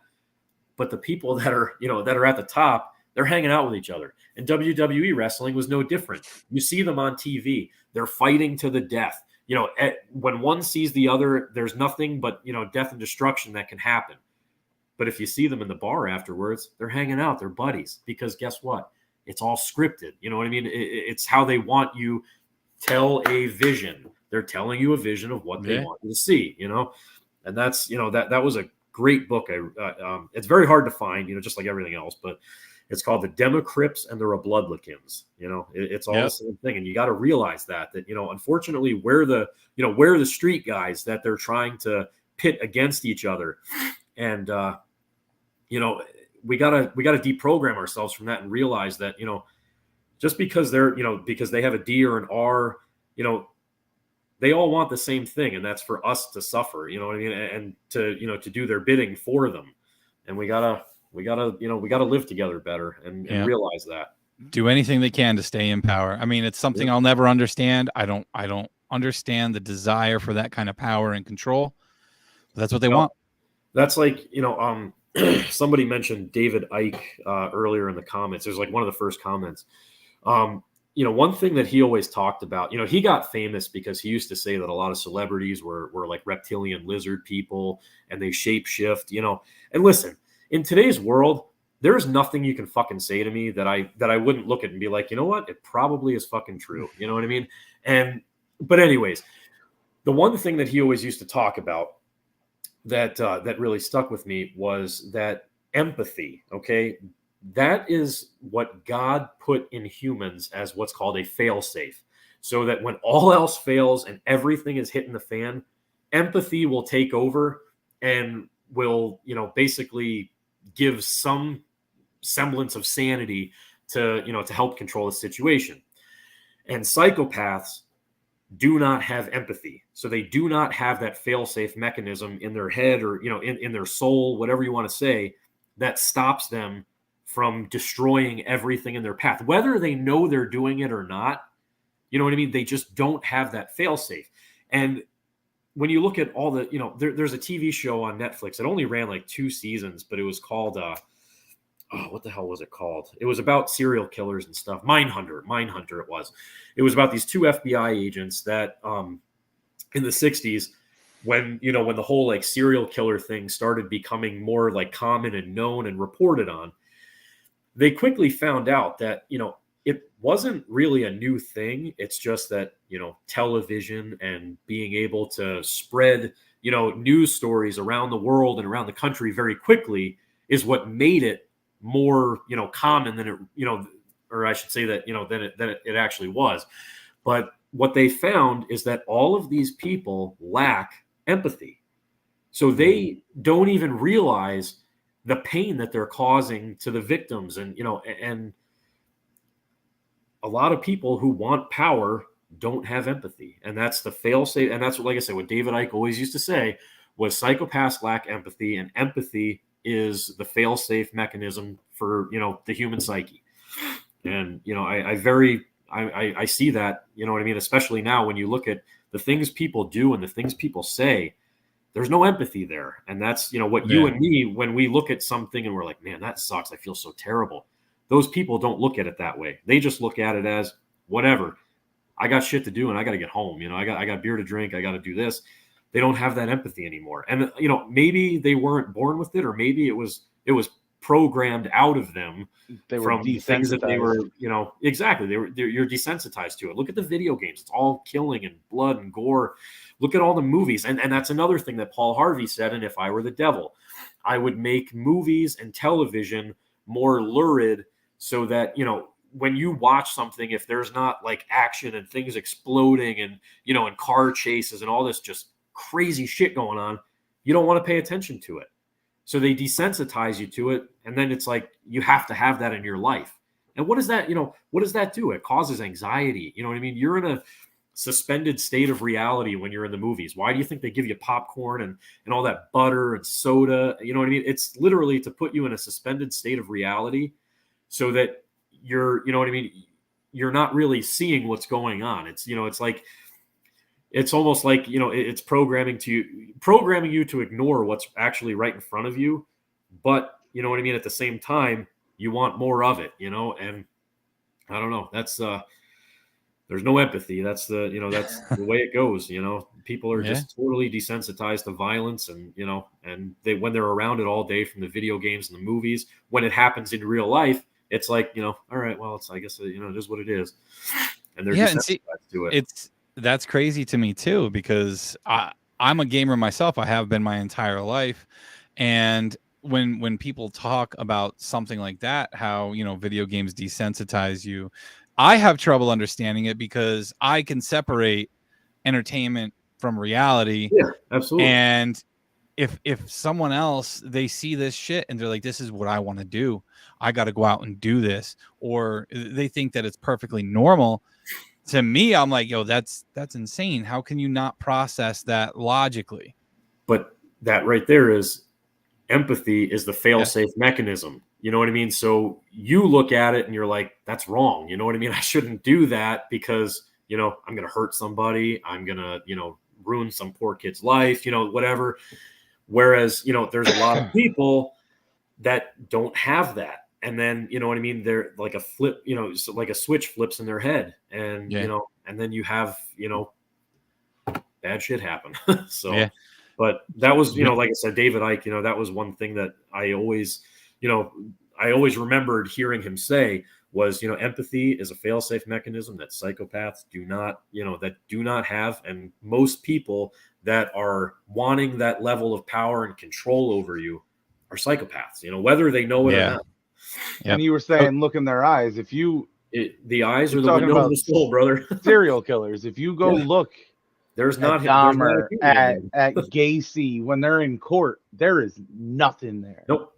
They are blanket hell. It's the biggest thing they all have in common. John in chat said, from what I'm hearing, you guys have Roku TV. You should look for the channel Burrow. All kinds of hidden conspiracy documentaries on there, dude. I don't have Roku TV, but I might look it up just for fun, just to see some of the shows. Yeah, definitely. But I'm into all that conspiracy theory. Hey, you know what? It's not a conspiracy when it's true. That's happened a lot lately. Listen, we were called conspiracy theorists for the very beginning of COVID, and everything I was called a conspiracy theorist for has become factual now. Do you know where the term conspiracy theory or conspiracy theorist came from? Nope. Okay. So after JFK was assassinated, they wanted to quell very quickly the people that were saying, like, Oswald didn't do this. You know what I mean? This doesn't add up. The story you're telling us isn't what happened. So they figured out that, when you put those two words together, which once again, it's mind control, the average person, when they hear that, it turns their mind off and they're just like, all right, this guy's fucking nuts. So that was actually, if I'm not mistaken, it was the CIA that came up with that to use to basically quell people away from questioning, the real story of what happened. And that's where that came from. Yeah, it's fucking crazy. And you want to hear even, something crazier about the JFK assassination. Woody Harrelson, the actor, his dad was arrested that day and actually admitted on 2 separate occasions to being the guy that did it. Pretty wild stuff. But you never hear about that. I don't know. No. I don't know. But now with that's a different show. But the CIA is coming out and saying they were involved in it. Oh yeah, absolutely. Like it's starting to come out. Like it's slow. It was supposed to come out 15 years ago, or something like that. Is when all this shit was supposed to be released. They've been trying to hold it. But they're admitting they were involved in it. All kinds of shit starting to come out now, including information on aliens and everything else. But that'll be for another episode, guys. Yeah, the whole alien thing. Do you know who Werner von Braun is? No, I don't know the name. Well, he was what they call the godfather of rocketry. He started NASA. So remember how I mentioned earlier Operation Paperclip? Yeah. Okay, that you could do a whole nother show on. But Operation Paperclip is they actually brought Nazi scientists to the United States after the Nuremberg trials, and they put them in in high positions of power. Well, Werner von Braun was a rocket engineer for the Nazis. They brought him over here and put him in charge of NASA to get us to the moon. But anyways, on his deathbed, he told his assistant, who's alive today and does interviews all the time. Her last name is Corey. I always forget her first name, but you can, this stuff is like readily available online. You can find it. But she said that he told her the first thing they're going to do is, they're going to say that, the communists are what are going to, like during the Cold War. Okay. The communists are going to take over the world. We all have to hate communists and beware of communists. So we need all this money and all this military power to fight them. Then it moved on to the terrorists, like, 9/11, stuff like that. And then what they're going to do is they're going to turn around and say that it's, the American patriots. And that's where we're at right now. They're the bad guys that we need all this money and funding for. And then what they're going to do is say aliens. He said that's going to be their final card, is they're going to use a fake alien invasion or the scare of one to basically like bring in a one world government and this and that. So, this is the guy that headed up NASA. And that was his deathbed confession that they were going to use, and there's a whole thing about Project Bluebeam, where they were going to, they had a whole plan. Look this one up. But, like I said, that's a whole nother show in itself. And then, there's an Elon Musk, tie in with that, with Werner. Because he's an alien. Well. We know that. Well, not so much. But, so I know he doesn't believe in them. Yeah. Well, so here's the thing. So is Elon a common name? No. You've probably never met another person with that name. Nope. So Werner von Braun, the last book that he wrote was called Project Mars. Okay. And the premise of this book was that there was a race of humanoid aliens that lived on Mars, and they wanted to take over the Earth. The name of the race of the aliens from Mars was called the Elons. Okay. Now, Elon is obsessed with Mars. He's, his name. But anyways, this is where it gets weird. So they figured out that if they came to the Earth to try and take it over by using force, that we would use nuclear weapons and then basically leave the planet unusable. So the plan that they came up with was to send a few people down to assimilate into the human population. And then what they were going to do was create a brain chip that they could implant into your head that would connect you to basic, to make you like superhuman. And they were going to use the television to basically make you think like, I have to have this. There's no way I can live without it. So what they did was they implanted all the humans with brain chips and then they turned them off and they were able to take over the Earth. I think it's coincidental. You know what I mean? Like I said, there's no such thing as coincidence. Yep. And I always tell people, don't believe a single thing I say. Just prove me wrong. You know what I mean? Don't believe any of this shit. Prove me wrong. That makes sense, though. Like, holy fuck. Pretty wild stuff, you know? Well, yeah, but we're definitely going to have to save that for another episode or 2 or 3. Well, Elon Musk has the company Neuralink where they want to put brain chips in you. You know what I mean? Yeah, you know, exactly. So true, you know, no such thing as coincidence, I guess, but who knows? Yeah. So, yeah. We could go for this. We could, forever. but we shouldn't. God damn. Yeah. We shouldn't. But this was a lot of fun, and we're definitely going to have you back on, man. Oh, for man, sure. sounds good. A couple of times. Yeah. Jesus Christ. Yeah. Hope everybody liked it. So yeah, we'll have plenty to talk about. So now we go on to the promo section before we close things out. If you are listening to the audio version, guys, do not forget that we do go live every other Saturday as of right now, 8 p.m. Eastern Standard Time. Make sure you come on in. You can join the chat, help drive the conversation for us. You catch the show on YouTube, on Facebook, on Twitch. Over on Twitch, it's at NDT Podcast. Everywhere else, it's just Nonsense and Deep Thoughts. Make sure you share the show afterwards. You can find the Facebook video, share that. You can go over to YouTube, share that link on your Facebook page, Twitter, wherever the hell you can share it for us, because that does make a huge difference. It gets us seen by a lot more people. We would appreciate all of that. You can find our merch page, streamlabs.com/NDT podcast /merch. You can find some shirts and other bullshit on that. Don't forget our guest tonight, Chris Markis. Him and his wife, they do own Vivid Ink, a tattoo parlor on Main Street in Honesdale, PA. You can find them on Facebook. I believe she is on Instagram as well. Kayla, his wife, is the main artist over there, and she does fantastic work. Yeah, she does get booked out months in advance. So what? NDT tattoos? Yeah, maybe someday. Maybe someday. Hey, there you go. We even got that popped up in there. He's doing work, man. But yeah, you can find her all over social media. She books out in advance, so make sure you hit her up. Get some work done sometime soon. Come visit the area, man. You come see the Poconos, Honesdale, PA, Little Jim Thorpe, as I like to call it, and make sure you hit up their tattoo shop. Before you say goodbye here. Yeah. So you were talking about, biblical shit earlier. I was told by the pastor that married me, Cornell. Fuck, what's that? 10 years ago now. We're living the book of Revelations. Well, yeah, absolutely. Yeah. We are. And now my father-in-law talks about it all the time too. Now I am seeing, I still have yet to go through, I haven't read the Bible. I've yet to go through and read, the book of Revelations, but I've noticed over the last 2 years, it's all happening. A lot of the videos I'm seeing, and it's more and more and more saying the same thing. Like we got some reading material now, boys. There's too many coincidences for it to be a coincidence. That's the only way to explain it.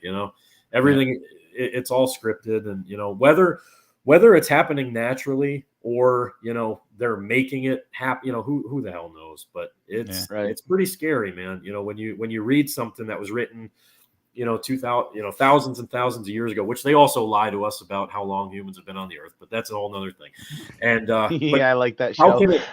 How can it be so true? You know what I mean? How can everything be happening, just as they said it was going to, in the same way that they said it was going to at the time they said it was going to, Yep. There's too many coincidences for it to be a coincidence. We have so many good shows ahead of us now. Listen, yeah, Chris, you can come back on as often as you want. Like we are not opposed to it. We're here to have a good time, to talk about a lot of different shit, man. So I will have to educate myself more on some of this stuff, though. Well, that's why I always say, like I said, don't believe a single thing I tell you. Just prove me wrong. You know what I mean? You probably can't. So same goes for any of you guys listening or watching. If you have stuff that you want to talk about, if you just like bullshitting, having a good time, please hit us up. You could hit us up on an email. You can send us a message on Facebook, wherever the hell you find us. It's fine. And for those of you that generally watch live, but you happen to miss a show, don't worry. We are on audio platforms as well. You can find us on Spotify, on Apple, Google, and a couple of more. But also, fuck you. You should have been here. Yeah. What's wrong with you? You should be watching us live. You should be getting in on the conversation, man. Give us your input. Make sure you drop a comment below if you are watching afterwards. And if you are listening on Spotify or Apple, make sure you leave a rating or review, because that is awesome, guys. Make sure you leave that 5-star for us, all right? Means the world to us. But until next time, we're going to head out, guys. We'll see you in 2 weeks. Later. Thanks for having me.